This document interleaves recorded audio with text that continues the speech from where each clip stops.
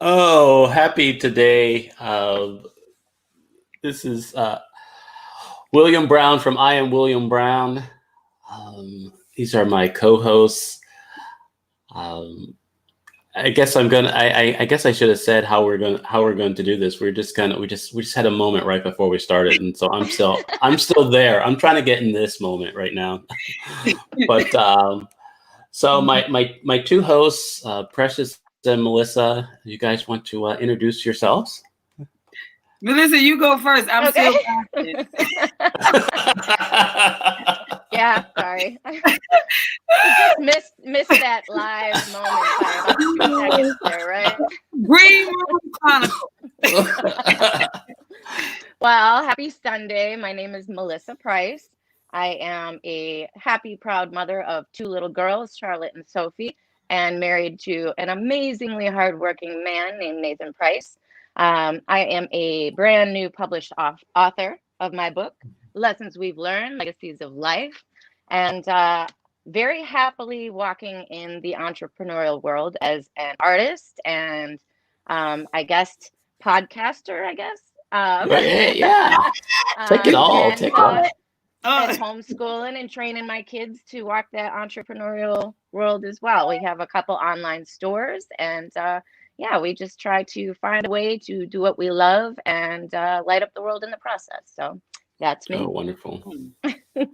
Well, my name is Precious Paulin. I always like to start with my roles and titles. I am a mom of 5 amazing kids, and I am a wife of 18 years. Let me tell you, I can't believe that just came out of my mouth. But, but who I am is somebody who has decided to show up in the assignment. And so my assignment and my mission is to share my light so that other people can find their switch. It is to stir people's souls so they can realize that they already have everything they need. They just settle. And so we are excited. I am so excited. It is my highlight of the week with all the things I do to be here on Sundays to share our understandings of a word. It just, listen, yeah, I am leveling up in ways. You should hear me on my Become Your Magic. I just be like, I do. Yeah, on my way. Now, it is elevating my purpose. And that's why I say when you show up and you show up and you show up and I show up, we elevate our purpose because you got something that's going to make me better and I got something that's going to make you better. And we get in the room, we become the view. We become the abracadabra, baby. Our view, baby. Right. It's, I really, appreciate you guys, being here and just being a part of this because it just takes it, like you said, it takes it up to another level. And I am, like I said, I'm beyond honored, but it's just really amazing, how much just the reflection of the conversation that I'm having throughout the week, how it kind of makes it practical because this, I think that's what I got for me because sometimes it was just having a conversation. And that even though that I felt sometimes in those moments that I was like, oh yeah, I'm learning something. I'm really like growing here. But the more that we have this opportunity to unpack it even more and kind of put some practicality around it, it really kind of sets me up for the next week. So yeah, we're slowly changing some images and some branding, and so it's still one word conversations, but it's our view. And so we got two new co-hosts, and so yeah, this is fun. And so yeah, so the first word of last week was risk. And I don't know if any of you watched the show. I was a little irritated, on the show because it was it was a repeat show. It was a show. I had a guest that at first they were sick, but I found out like right before the show. So I just, talked about risk and how I'm risk averse, and there's a lot of things that I call a risk but are not really a risk, Yeah. type of thing. And then, she scheduled herself again, and didn't show up again, and with no And communication. that's when all your rules came out and said, now you Right. got to set So now calendar all the rules. boundaries. Now, I'm going to risk upsetting some people right now because I'm pissed, right?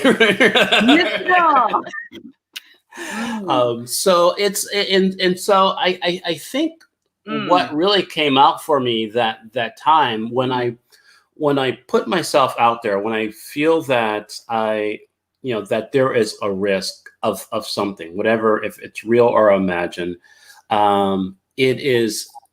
There is this, I guess, exposure, right? There is this vulnerability, and I like to do it on my own terms. I don't like. I don't know if you had friends, but I had friends when I was growing up that would put me in risky situations. Yes. And I'd be like, oh crap, here we go again, right?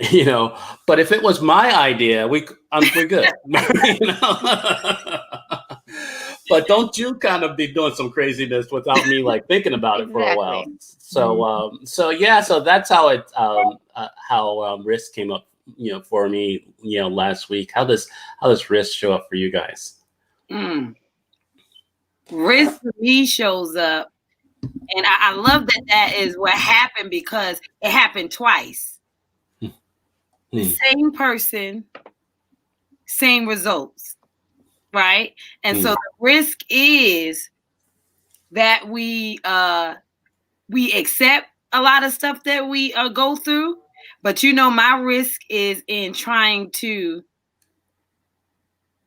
allow somebody else a new opportunity, because I think the risk is in trusting it again.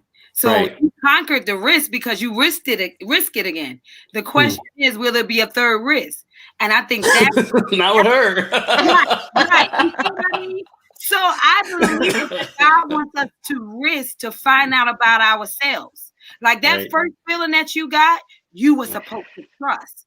But I think that when we think risk means that we surrender, risk means that we expose ourselves to the things that make us feel. So it's like everybody in this scenario always is learning their own personal lesson, no matter what. That's how good God is. He is like, oh, you think you worried about her, but I got all of y'all covered in this one scenario, because everybody has a different risk factor.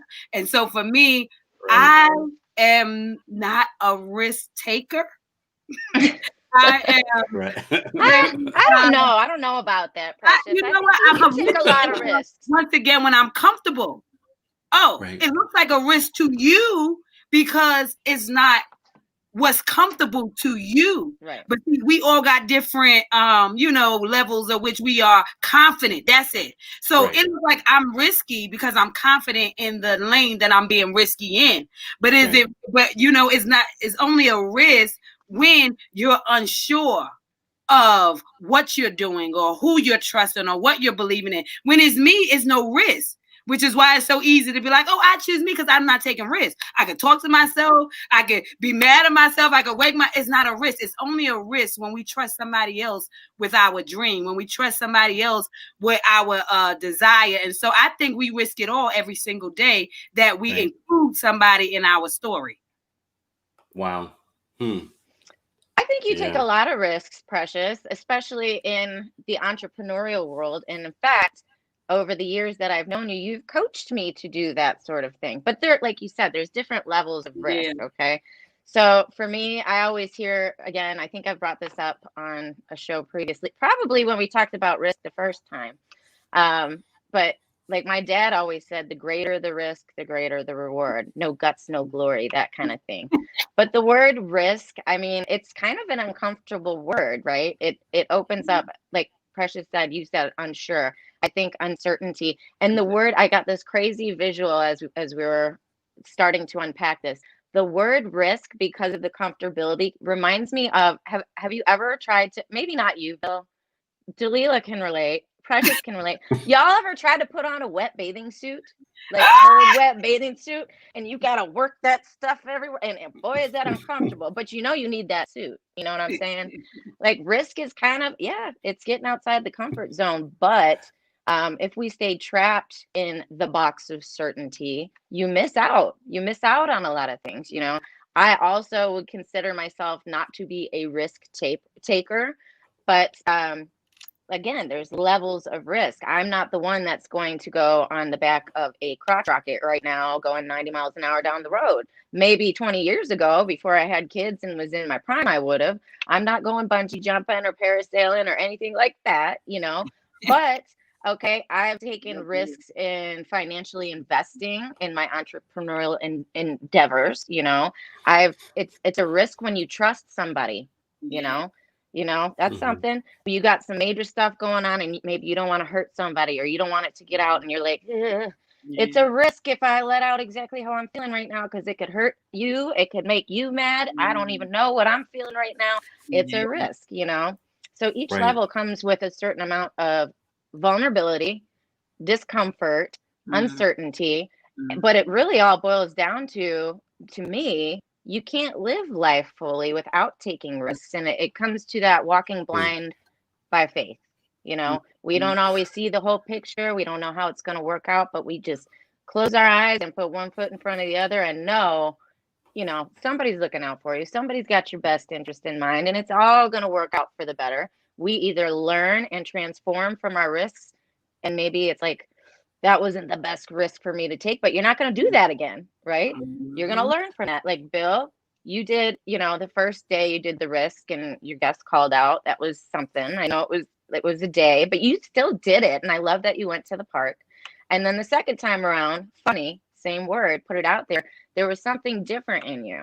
Like you were a little bit disgruntled. I got that. But there was transformation there because you got put in that same position again. And I felt like there was a much greater air of confidence about you and surety about you with round 2 of risk as there was with round 1. So I'm just saying risk can build you, transforms you. So. Wow.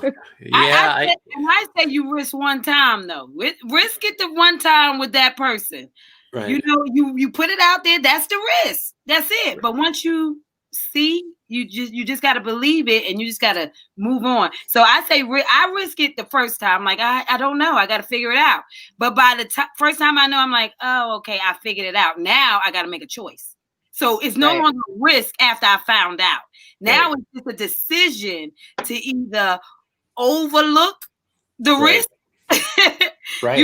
But I think it's only a risk when you get to the door of whatever new opportunity. The second time is actually a choice to say, you know what, I'm gonna give this person another try. I'm gonna try it again. And so the risk is in the first time. I think the second time is just like, listen, I'm gonna make a choice to give you the opportunity to show up so that I can be who I want to be and allow you to show up. But if it doesn't work, then that's it. So I'm glad we learned a lesson.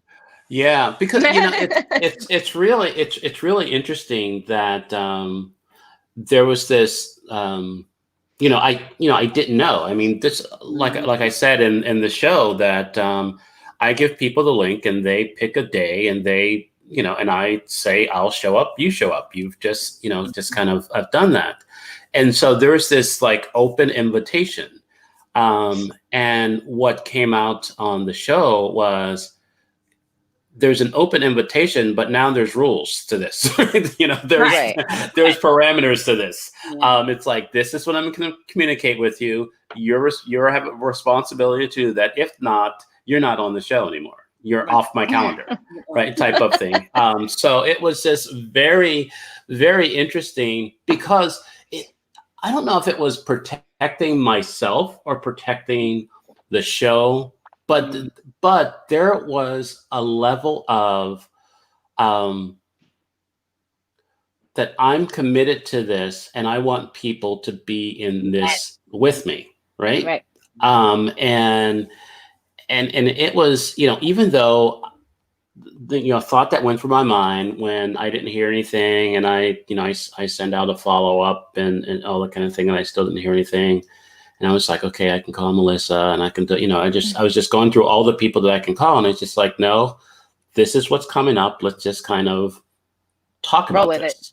Right. And so yeah, it really helped, for me to go into the next day. The next day, the word was centered.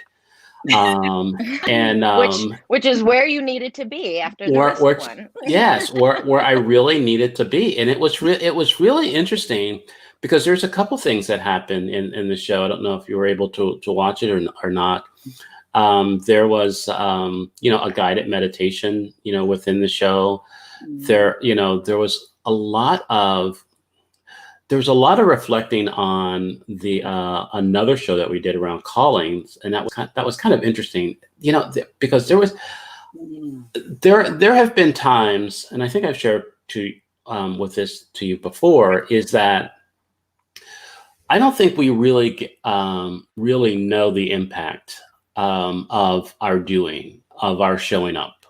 We just and in some cases, in my case, I feel like I don't really want to know the impact, because sometimes when I know the impact, I'll try to control it. I'll try to make sure that is the impact. Does that make sense? Yeah. Instead of just allowing it to happen.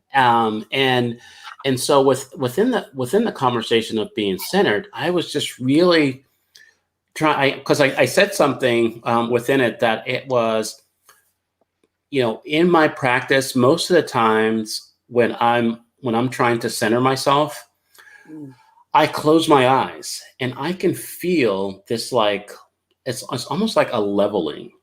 It's just kind of, there's just this feeling that okay, this is where you are, just kind of like adjust, and you're kind of there, okay, now I'm centered and I'm ready. And there has been these moments for me where I felt that anytime that I tried to center myself around what I see, I get all cockeyed. I get, I start comparing, I start doing all other kind of stuff. And it just doesn't make sense. So within the conversation, it was like that heart-centered, really understanding what your heart wants and what your heart is trying to reveal to you, being okay with and open to that will cause you to allow your body and your mind to kind of catch up and kind of to be with that. So it was a very, I won't say a wide reaching conversation, but it was enlightening for me to let me know that I can trust myself. I can, I do have a centering available to me.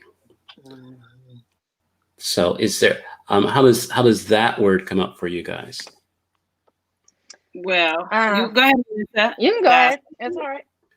Go ahead. All right, centered for me. I did actually get to watch that show, and it was very interesting. You always come up with the most amazing guests, I have to say. I did not get to do the meditation and the breathing, but I got to listen to it, and it was pretty powerful. It was interesting and powerful.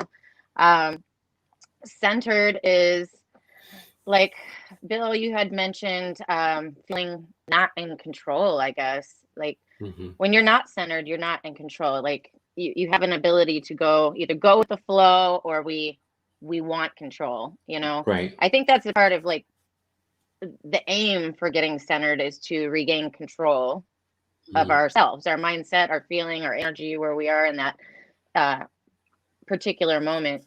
And it's hard. You said, you go cockeyed a lot of times with what you're seeing, and it's hard for you to not go along with what your eyes see. Right. Seeing is believing. A lot of people will say that. Right. If you're watching something go down right in front of your eyes, like, how often do we say, I didn't see that, right? I must have seen that wrong. We never say that. We don't ever doubt our vision. So it's hard not to go along with what your eyes see. And so therefore it makes it a little bit difficult to get centered unless you close your eyes. And getting centered, I think, is different for all of us. I also have to close my eyes. I do it when I pray. I do it when I meditate. Otherwise, again, like I have all the stuff going in my mind, plus what I'm seeing. You know, Right. you got to shut one of the senses off to be able to USA back into your happy place. But like I said, it's different for everybody, you know, because we all have different energies. We're all made completely different. We all have totally different vibrations. We're all part of the same collective energy, but being centered, I think, is different for everyone. Again, we all have different tools and techniques that we use to get there. But I think if we don't take the time to center ourselves on a daily basis, that, there's a lot of, maybe I would say chaos takes over, which is what we're going to get into later. But yeah, it's kind of just regaining that balance between your mindset, your energy, your body, and your feelings, and just taking a few minutes to tap into that every day. I know I usually hit a point around 1 o'clock, 2 o'clock in the afternoon every day. Well, it's usually right before 2 o'clock that I hit this wall and I'm like, oh, I've done all the school with the kids. I've done this, I've done that. And I'm like, I feel like I've had a 20-hour day already by 1 o'clock. And that's usually when I take my time to check in, whether it's 5-10 minutes. Some days it might take me 30, and just, you know, and if I didn't do that, I would be exhausted. I would be bitchy. I would be, you know, not operating in my highest self. It'd be like one of those things where everything you touch explodes or falls to the floor. You know what I'm saying? So I think it's super, super important for every human out there to just take a breath. And like you said, Bill, it's like the pendulum kind of thing. You got to bring yourself back to center where everything is working evenly for your greatest good. So. Great. Woo! I was gonna have to say that when you guys were speaking and I was listening to the center and calling, it made me think of my mantra: the closer I get to me, the better I'm able to see who I was called to be.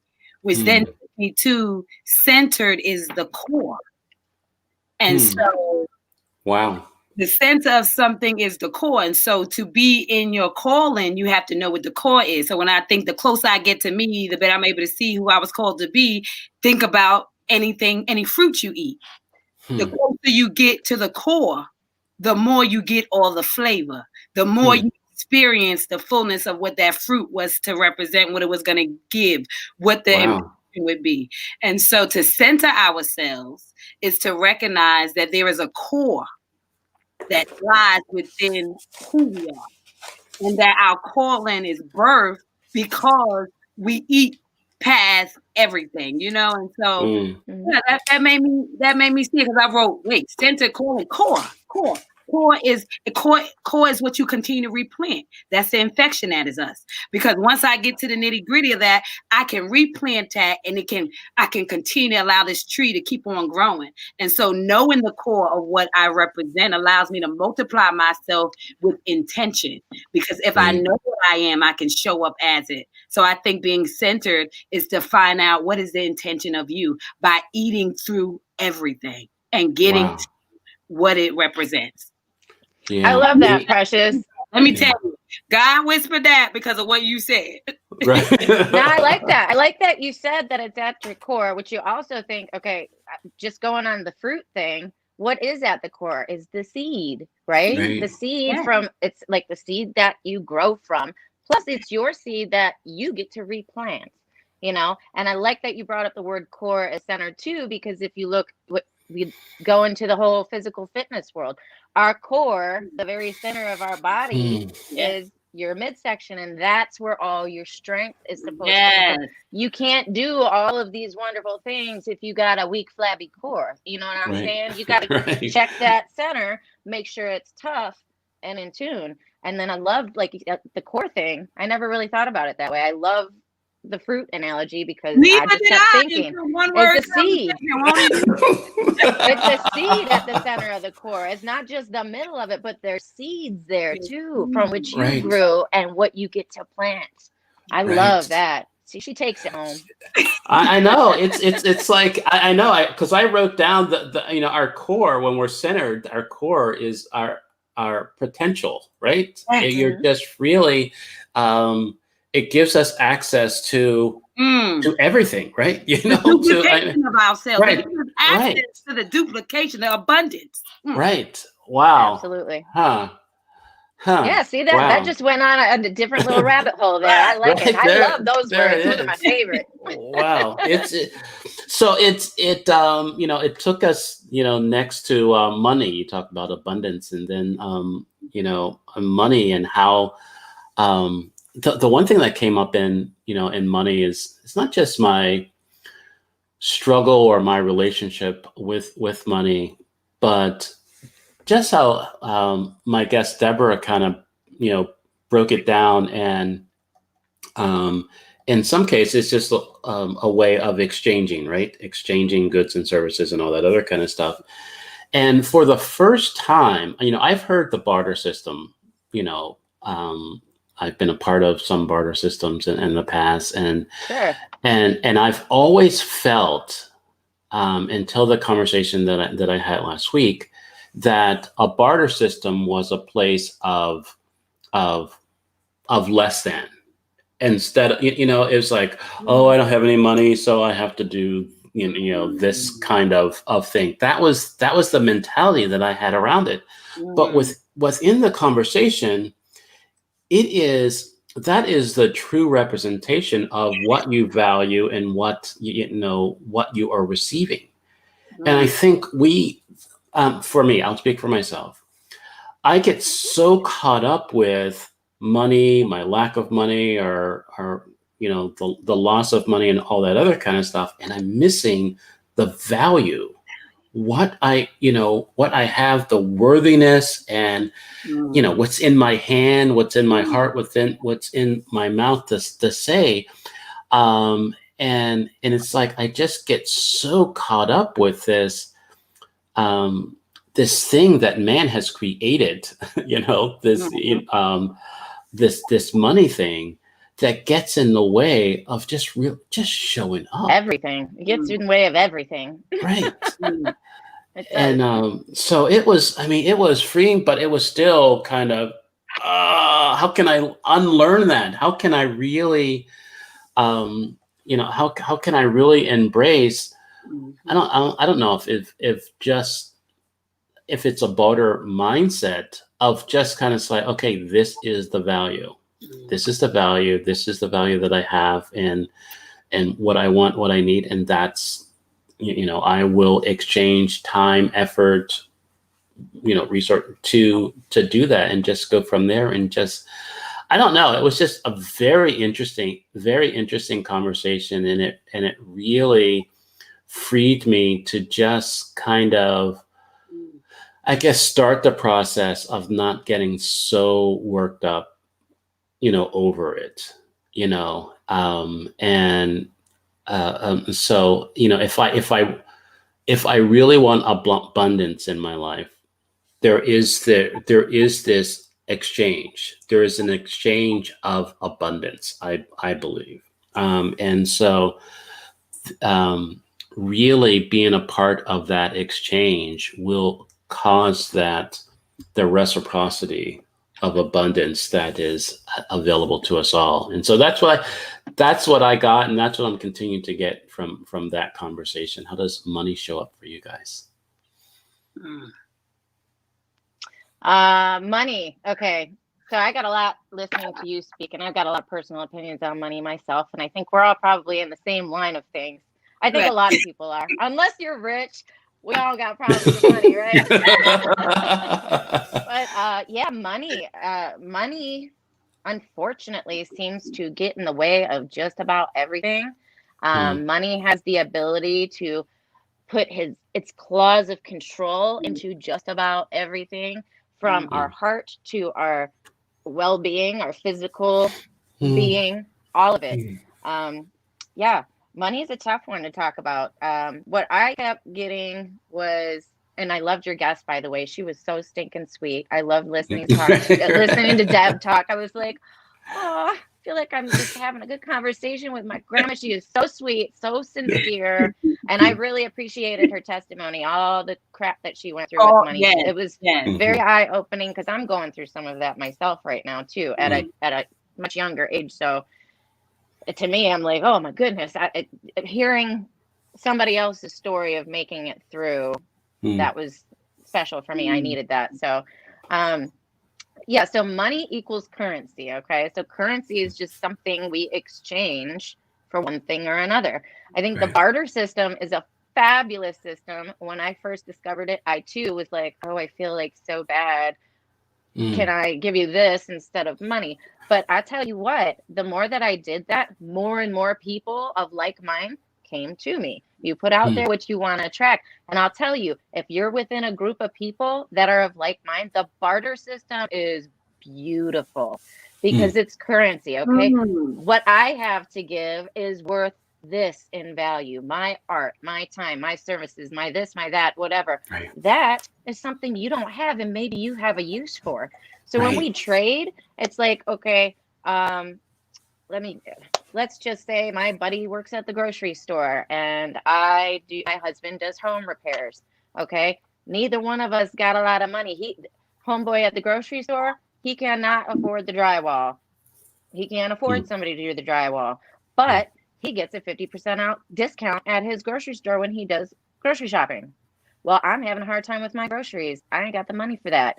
What happens is hubby goes over, invests his time, puts the wall up for the man, and we get to use the discount card. I have food on the table for my family that I could not afford to buy with money. But what we do have, which was worth value, we went and did. It could be hair services. I went to beauty school. I'll cut your hair, but I don't know anything about X, Y, or Z. Let's trade. And then everybody's receiving, everybody's winning, and we're using our gifts and talents to help each other. So I'm a huge fan of the barter system. And I'll also say, when I used to do meditation, group meditation, every Monday. I did this for about 2 years. And this is something I loved when we were talking about the law of abundance. My meditation coach, Dawn, she would put like little snacks and stuff out for us. And afterwards, anybody who wanted to stay, we could have a glass of wine and chill. But instead of straight up charging for her time in her class, like $10 every time you want to come to my house and eat my food and have my wine, all of which she provided, and enjoy my services, she would put a little basket out, and it would just say energetic exchange. You could make a choice to leave something. You could put a dollar bill in there. You could put 100. You could put a gift card to your service, or I'll give you this for free, or here's a bracelet that I made, or whatever. It's just whatever you energetically want to give to keep the abundance moving.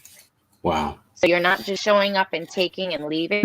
You could drop anything in that bucket, and just to keep the law of abundance flowing. I like that. I feel like the world should operate more on the barter system and on energetic exchanges. And I hate that those little pieces of paper get their claws into us so much and have so much power over our world. If enough of us come together, I think we can make some changes in regards to the way money rules the world.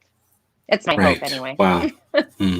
And, and I would say that bartering leads to money. That you can't have one without the other. And the reason why life is so off balance is because people want the money but haven't created a skill worth bartering for. So when they say money is the root to all evil, I always think about the idea that what money does is it supplies your freedom, right? I used to say money, I always trying to chase money. And then I used to be like, oh, if I got rich, I'm not gonna. Okay, so this is my mindset from the not rich person, right? Right. I'm rich, I'm gonna be so much. I'm not getting a big house. I'm not doing a big car. That was that. I want to because money was taught to me that it was the root to all evil. So I just wanted to be good, and I just and then God was just gonna throw it on me, and so I got a different relationship with money. But then as I grew and became a parent, and realized that we have many roles and titles, I realized that learning that core allows you to understand your value, to realize the money is really here. I used to say, oh, I got it. You know, everybody say, I got to go get to the money. I got to go get to the money. I was talking to my coach Hinton one time. He is a financial literacy coach, and he talks about all that. He goes, he says, what do you mean you got to get to the money? You're a whale in the fish tank. I need you to go look in the mirror and realize you are the money. If that wasn't the most pivotal moment for me, because what I realized, back to what we just spoke about, that we're always looking outside of ourselves. The core is where you lie. And so when I began to realize that what I offered, those bartering skills, that time that I spent with me was going to create money. Money is created through your downtime. Money is created through your insight. So I started this course that I'm writing where it says, if you knew that you had $1 million in the attic and all you had to do was find the key, would you find the key in the house that you own that the $1 million was upstairs? Everybody's response is, yeah, you can't break in the attic. You had to look around the house to find the key. Everybody immediately, of course, because money is going to buy me back my time.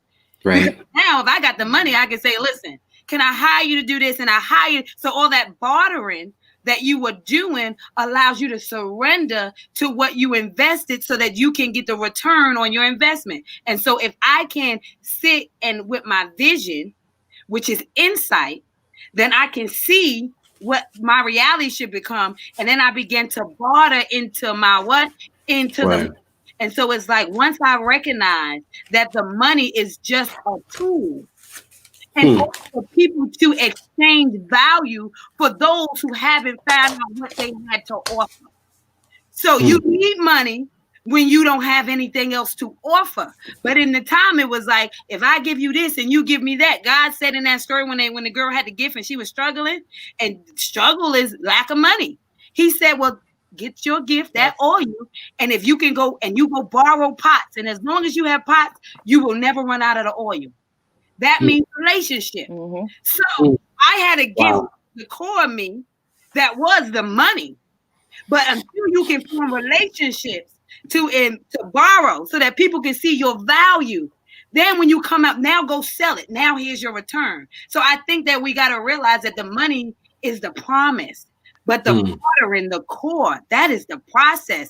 And that's what leads you to that dream. So God said, I gave you the insight for you to make it your reality, for you can take it outside from inside and put it outside, because you recognize that this is the exchange. It is the currency for how you showed up. So when you show up from your core, then there are no windows. There are no walls. There are no doors that will stop you from receiving the insight that I showed you. I gave it to you so you can create the picture. I want you to know what you hold. And so the money will come when you hold on to the core of who I called you to be. That is bartering instinct. So that's what I think. Yeah, I've been like taking notes right now, and it's like, okay, I'm gonna. There's some keys right here. There are some keys, and I think really, I think when I got of what you were saying, the bartering is the process, is the relationships, is the recognizing, it is the agreement, is the conversation of the exchange, and I think we get. The reason why we broke is because we don't have relationships, right? We're not in relationship with people. We want transactions. Right. Right. But no, it's a mindset. It's a mindset adjustment, which you said in the beginning, Precious. That was the first thing, and I wrote that down too. You said money's up here, and I just got that money mindset. Money mindset. If we change our mindset about money, that matters. So the money mindset, I don't think it can control us so deeply if we start with it here, Right. I'm gonna hold that one.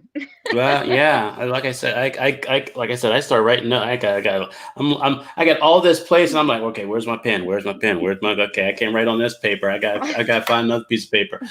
I love it. I know, really, right? It's got a play it back. The next thing I did a bonus episode on Wednesday, because I wasn't going to do a Thursday episode because of Thanksgiving, and I did a conversation around grief, and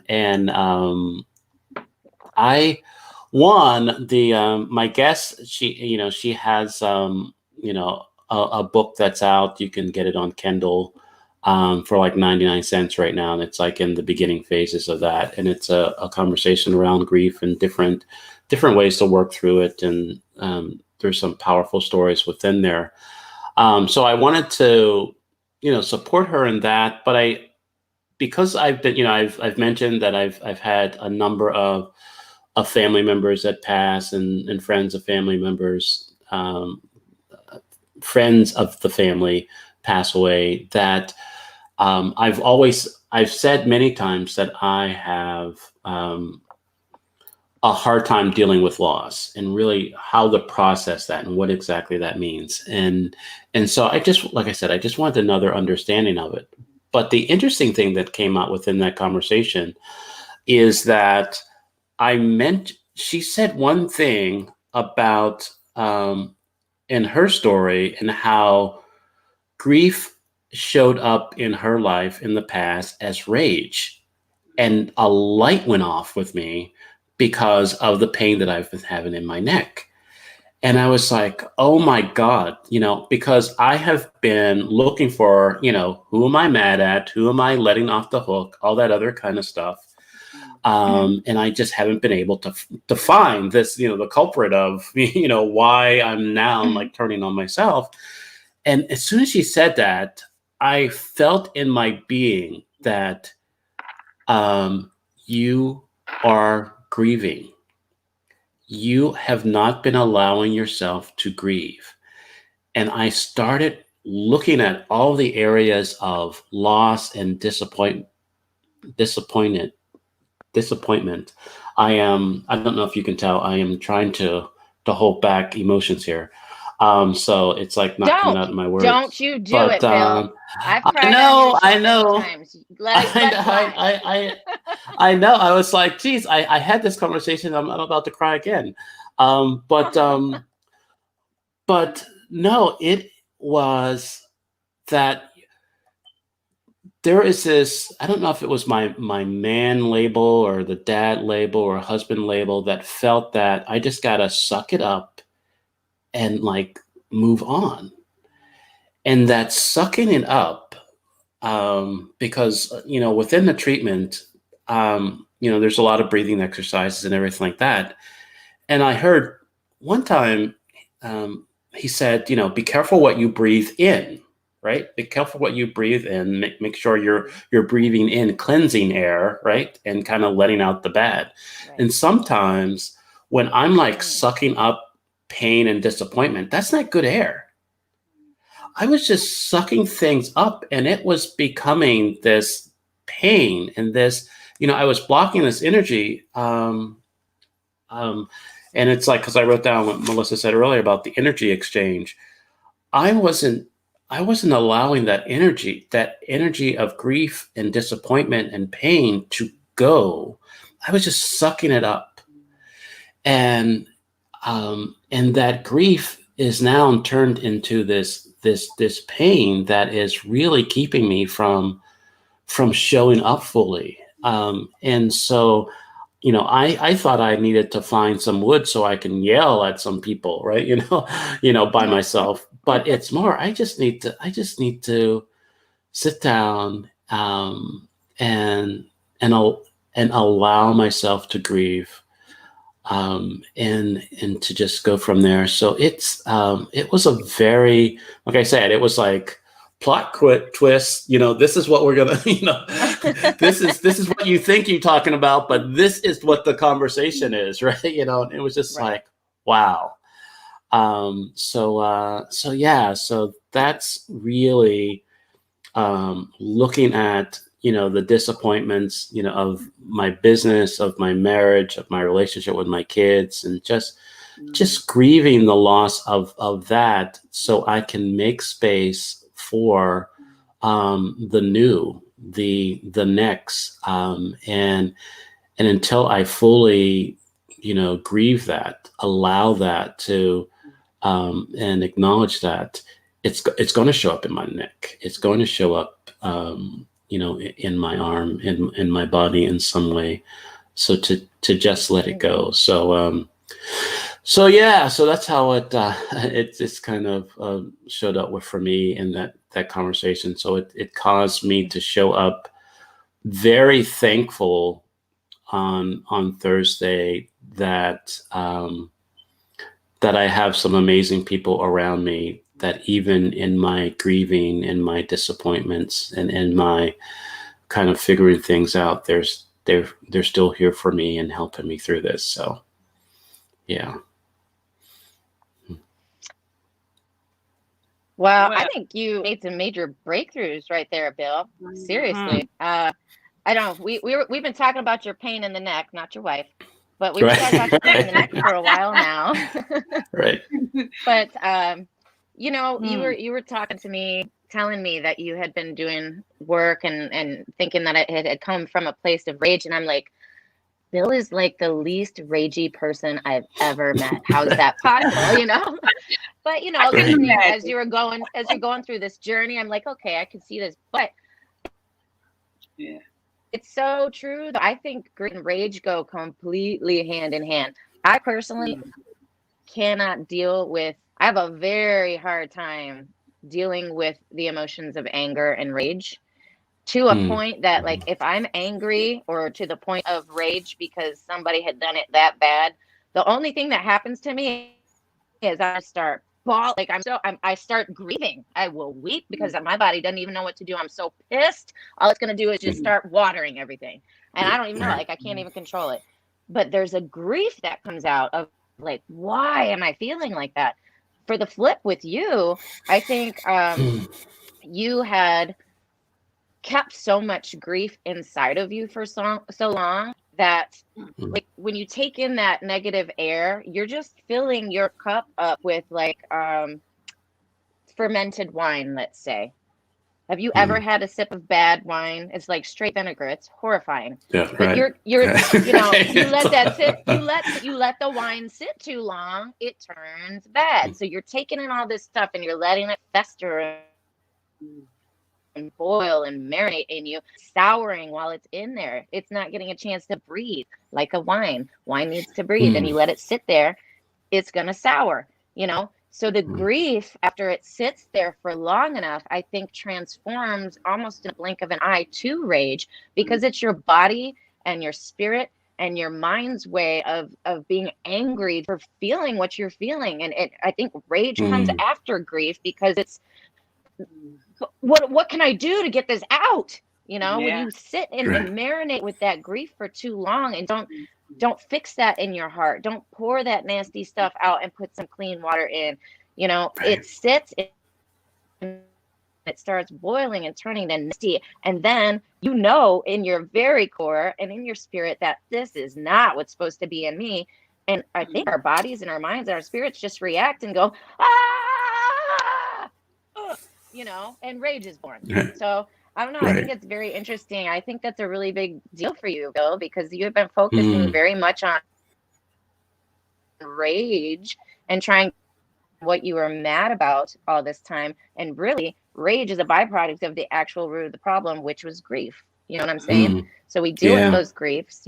When you're doing your meditations and you're centering and all that stuff, breathe in. What are you grieving about? Like, grief makes us feel sad. It makes us feel separated, feels isolated. So when you're doing your meditations, instead of focusing on it being on rage, focus on grief. And when you're breathing in those airs, breathe in, I'm breathing in peace. I'm breathing in comfort. I'm breathing in acknowledgement for what I'm feeling and what's been done.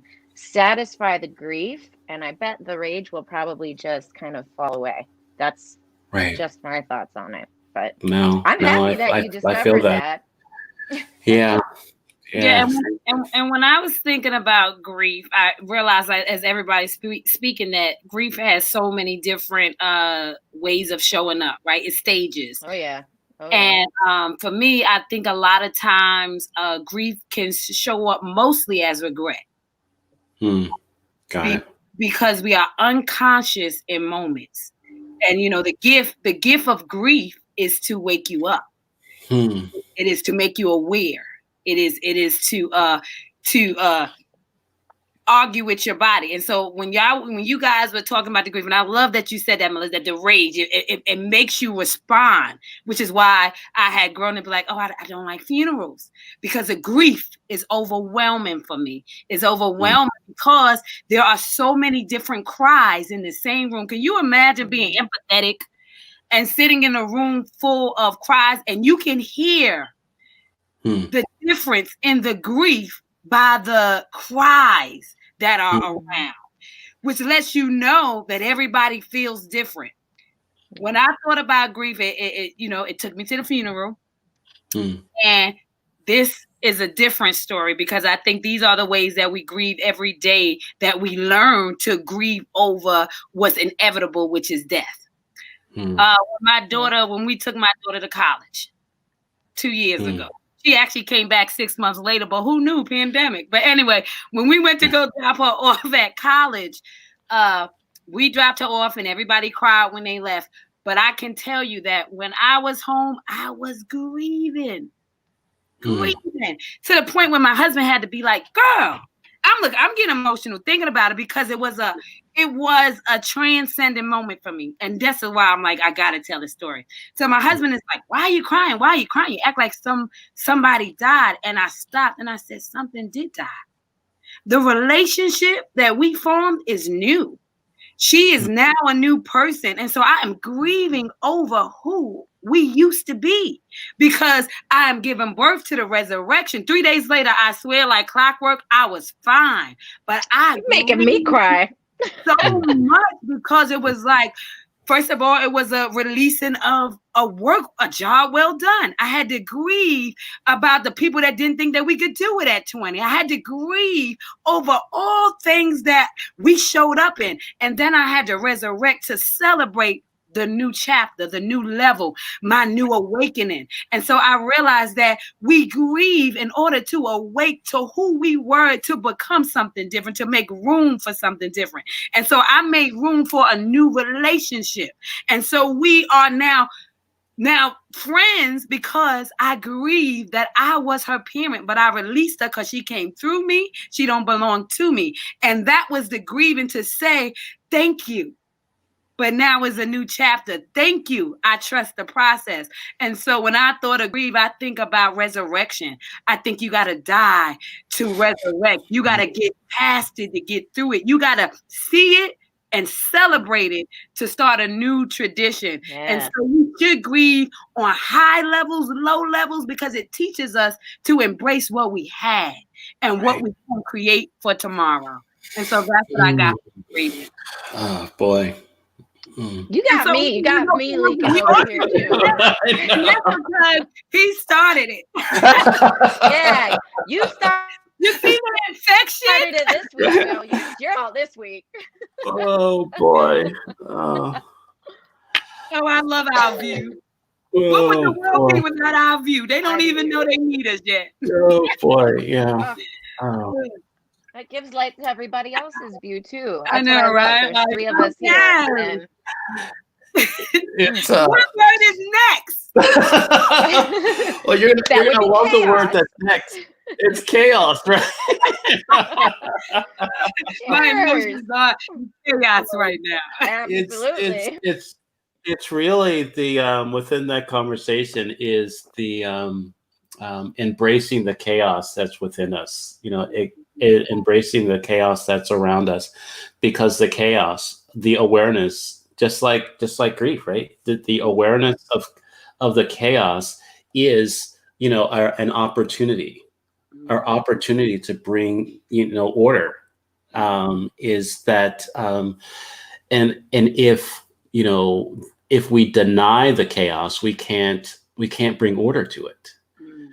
And I really,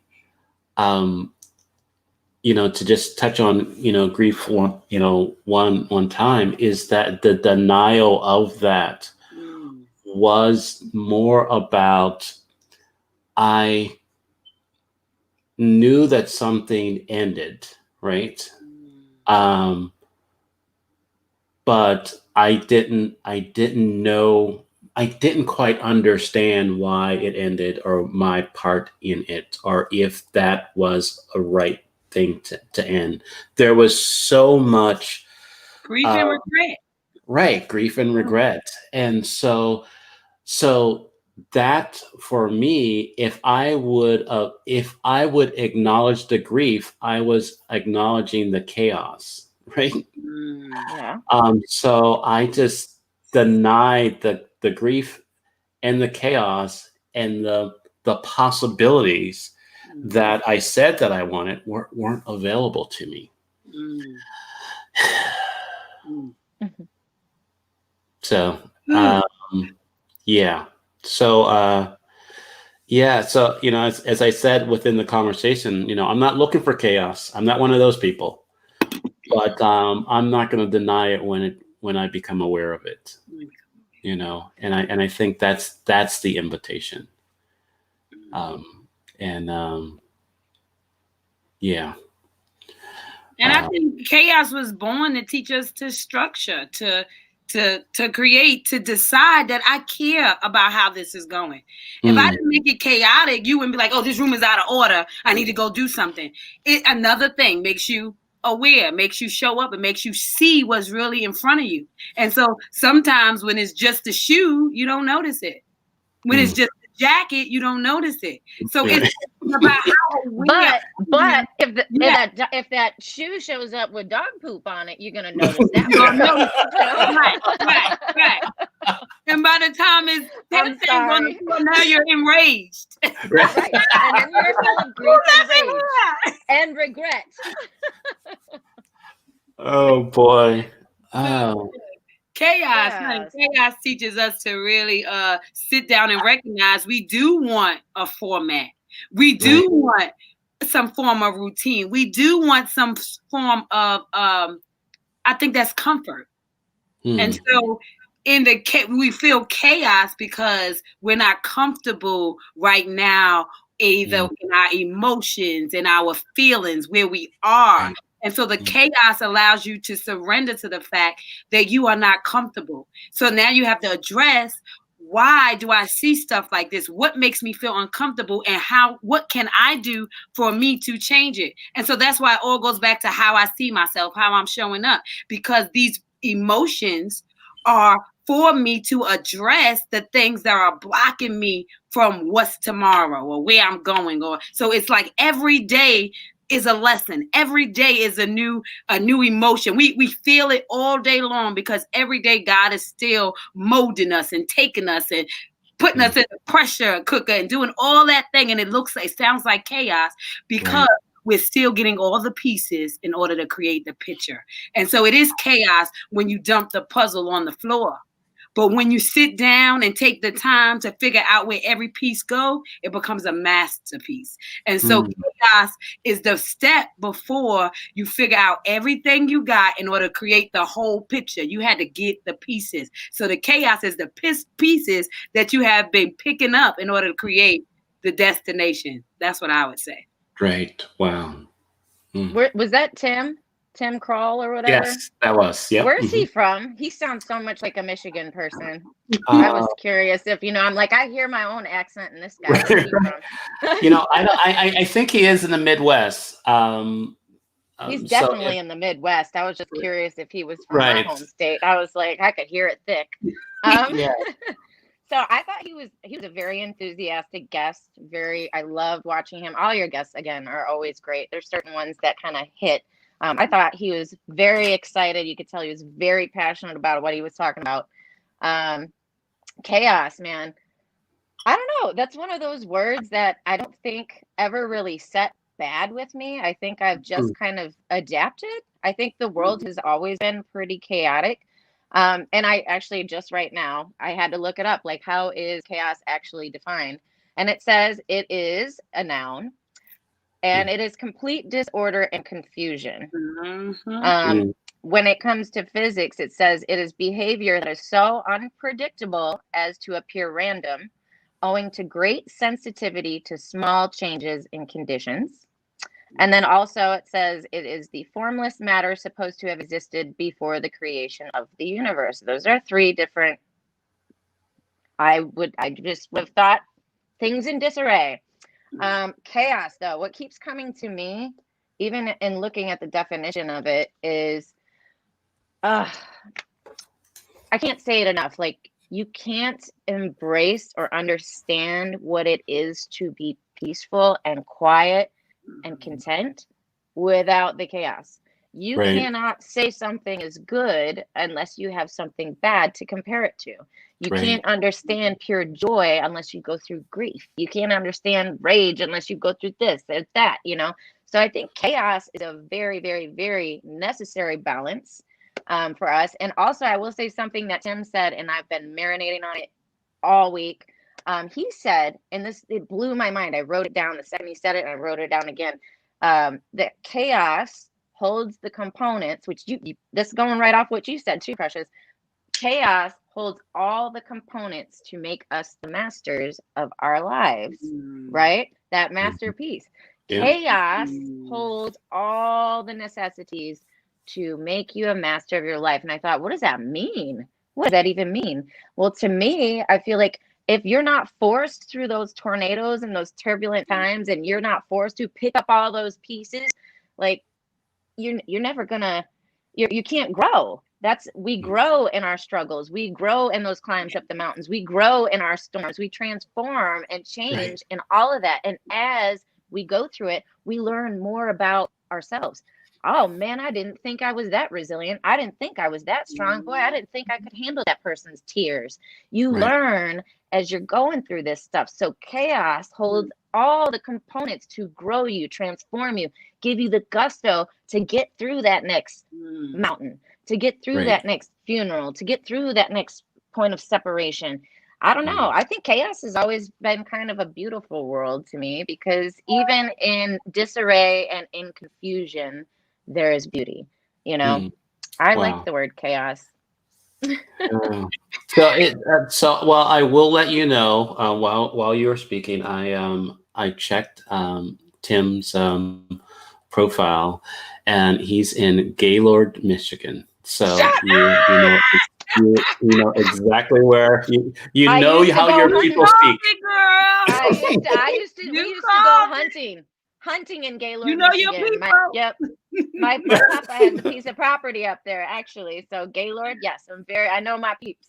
Like I hear those consonants and that nasal stuff. It's just the way I sound. I know my Michigans. So you got your Michigan friend over here. You remember Derek? Oh yeah, Derek. Yes, because he knows the Coney Islands, man. He's all for the chili. I thought I'm gonna wear my Coney Island Detroit chili t-shirt next weekend. And the hat. So the next word yesterday was responsibility. And so how responsibility shows up for me, and I shared within the conversation, is our ability to respond. I don't want to ever give up my ability to respond. And I think it was very within the conversation that came up.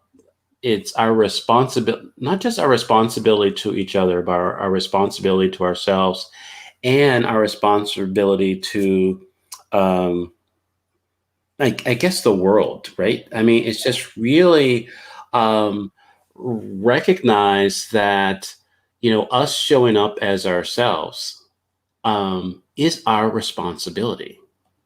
It is that our response to the gift of life. Right. And when we do not show up, we are not taking responsibility. And it was just like, damn, right? I mean, it's like, this is not just a good idea. This is what we need to do. But there's so many things. There's so many things in our society that it feels like we're conditioned not to take responsibility, not to be ourselves. And then we kind of get on people's case for not taking responsibilities and being themselves. So it's like the crazy world that we live in. So it was a very very interesting conversation. And it really kind of opened up some things because, like I said, growing up, I would hear that it's like, oh, this is what I got to do, and this is what I need to do, and all that kind of stuff. And I would hear, Precious. I don't know if you heard this, but and Melissa, I know you didn't hear this. You may heard a variation of this, and so once I say it, and it's like, all I need to do is be black and die. That's all that's all. So it's like, other than that, don't tell me nothing, right? Right. and so recognizing that there's more of a responsibility on my life than to just be black and die, right? Right. You know better, right? So yeah. So it was, like I said, it was a very interesting. It's like I know that to be the case, but there is more. I really got for myself that's the thing. That's the gig, right? Really recognize our ability to respond and take it, respond. Yeah. So I think a responsibility, and the word that comes to my mind with responsibility is accountability. I wouldn't have thought about going with response, but I love that you brought that up because you added to that for me. I think now, after hearing you talk, it's accountability by response. You know what I'm saying? Being responsible for something is, it's your job to deal with it, basically. You have to deal with it. You have to own it. You got to take care of it. And so to me, that's the same as being accountable. If you're responsible for your laundry, you're accountable for your laundry. But I think, obviously, they're two different words, so they can't mean exactly the same. So I don't know. I think being accountable through response, I guess, if that makes sense. I don't know. I'm unpacking it here myself too, because you just influenced me, Bill. Right. But, yeah, no, I got it. responding, but it's the idea and the mindset of you own this, you got to deal with it, you got to take care of it, it's yours. And the responsibility part of it is responding, showing that it's yours. What you gonna do to uphold that? What you gonna do to own that? You know what I'm saying? So I don't know. That was the one show I did not get to watch this week. And responsibility just always makes me think of like chores and money and being a mom and diapers and dinners and all that good stuff. But being accountable. I like that you put the response factor out there. To me, now that's something I'm going to have to sit and play with, much like Tim's chaos phrase of holding all the components to be the master of your life. To me, responsibility is being accountable through responding. I have to play with that. But yeah, accountability is what I think. You're going to own it. Being responsible is owning it. So what you got, girl? What I got, girl. So when I think of responsibility, same idea that you have something that is designated just for you. You know it. They know it, which is why they call you on it, right? So if your kid is running wild, they like, listen, that's your responsibility. That's what's attached to you, right? And so as you guys are talking, responsibility is always going to go to. I love what both of you guys, especially William Brown, when you were saying like, you got to show up, dealing with it. When I'm thinking about responsibility, I'm thinking about, you have to be accountable outside of your roles and titles. That the breath that you've been given is why I choose me, #no more excuses. That's what you're responsible for. You're responsible for the light that you shine. You're responsible for the attention attached to who you are. You are responsible and accountable because once I know better, I do better.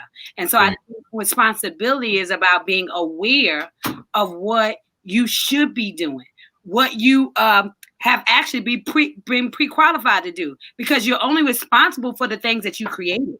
Right. So I feel responsible because I created that. I feel responsible to fix that because I created the mess. I feel responsible to Right. That's because of what I created. And so it's our responsibility because God created us. Wow. So we must be Question. responsible with the breath that we've been given because we have been created to do something far greater than our roles and titles. And so I was like, oh, thank you for the word because with that one, but all roles lead back to identifying with self. Right. That I am what I came to do. My Be you. reaction, being you, your reaction, all of that is about us saying, what am I? I'm asking, what are my responsibilities? Right. Mm-hmm. Every time I say I am, I'm requiring something else from myself. And so when we begin to say the I ams, then we begin to understand our responsibilities. So when we say, well, we ain't, then we say, oh, that ain't my problem. Right. I am that I am. Because any problem that you see, it is your responsibility to find a solution because you have breath. And that is what I sent you to do. I didn't send you to congregate. I sent you to be a congregation. I sent you to light up the world. And so we begin to realize that our valleys are what makes us responsible of shining our light when we get to the mountaintop. Your valley was why you are responsible to remove the shame and get in your lane. It was all for me. It was all for the evidence of what you can become when you respond to what I placed in your core. Come on, y'all. Yeah. Wow. Yeah. I love That part. Look how these words just marry each other. They just I know it's marry each other. No coincidence. No That's coincidence. right. It never is. They always end up flowing together. Yeah. It's always a nice journey on these Sundays. Right.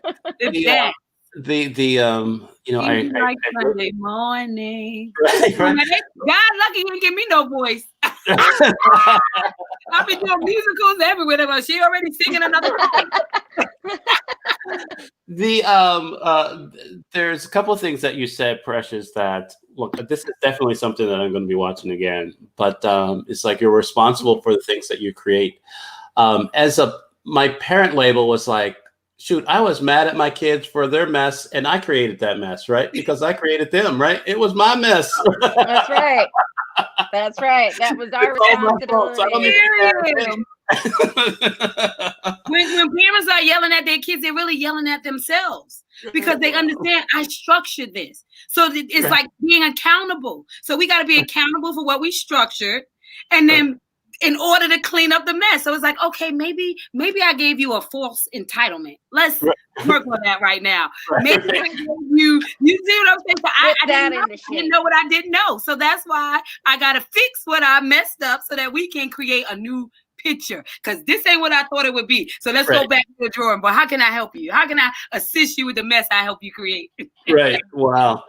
So and the other thing, because the word accountable has come up, my my last guess of the year is my lovely wife, and her word is accountability. So she wanted to contribute within this conversation. So that's going to be a fun conversation. Look, I know it is. Listen, I can't I wait. tell you, I don't need another couple on, Lord Jesus. all three couples in a responsibility. Let's talk about it. Oh boy, it is hilarious. Yes, that is going to be fun. That is going to be fun. I look forward. So,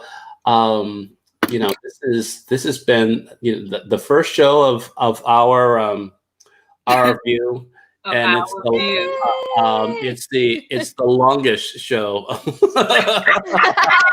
But that's what happens with the premiere. They get a little extra. Right. We're trying to stretch it out an extra 3 minutes each week. 3 more minutes each week. We're gonna get to 2 hours. Wow. Melissa, view marathon. Right. Well, that's right. Melissa, she loves her 2-hour shows. She's just trying to get that.